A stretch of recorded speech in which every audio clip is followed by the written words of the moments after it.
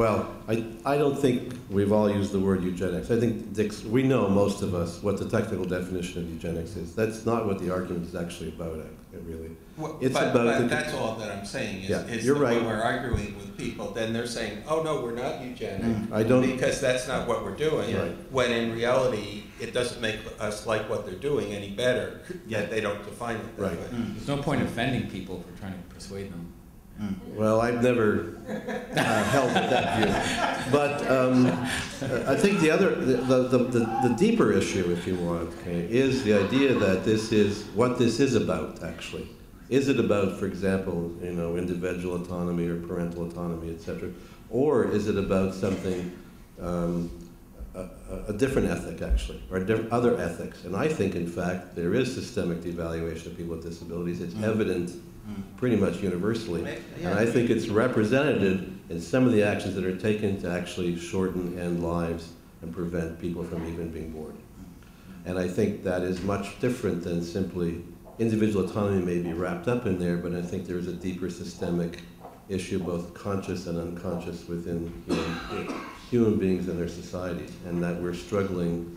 Those of us that hold one view are in fact struggling against the dominant view that doesn't value people with disabilities as being equal and necessary to the human race, actually, for the benefit of the broader community.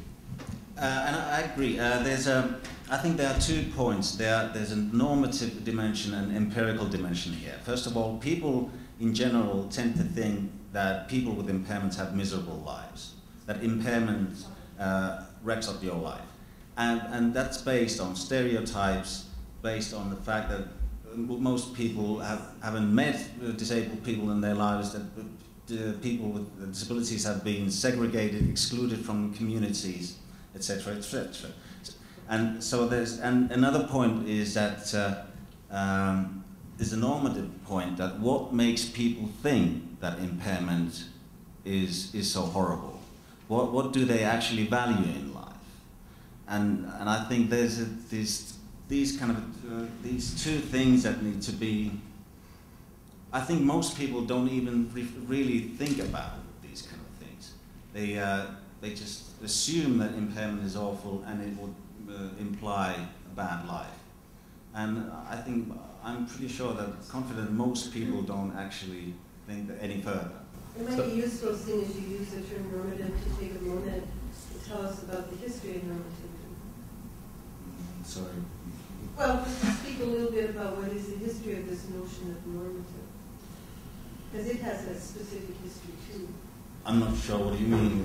Well, we'll go to Rob then, you can speak of it. History of normativity. There's in Western conception of Western philosophy has certain conceptions of what is good human life, and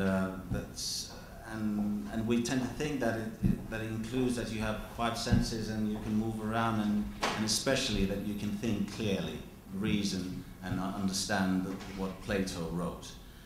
And there's a long history, not just in Greek, Roman philosophy, but also in Christianity, that thinks that it's the mental capacity that makes us human, that makes us the picture of God, or whatever it's the thing that's in the Bible. So, and they're very deep-rooted ideals and norms about human beings.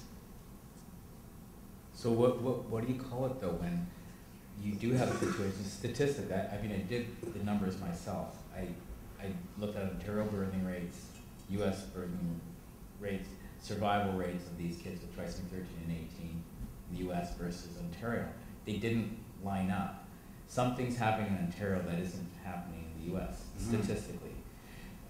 So there is a disposal of children who have low IQs. That's the reality. They are disposing of children by killing them, or allowing them to die, or withholding. Is this public? Well, is this public knowledge? Do people know this? Yes and no, and that's part of the challenge that I'm trying to raise, in a sense that we continue to allow it to be seen as one family's experience. And when it gets brought up, doctors and ethicists and people say, oh my goodness, that never happens, that's so rare. But when you talk with families, And you know why this is growing as an issue now? This is what I think. Medical science has progressed to the point where we can save their lives. Trisomy 13, 18, they wouldn't live. Like my daughter wouldn't be alive.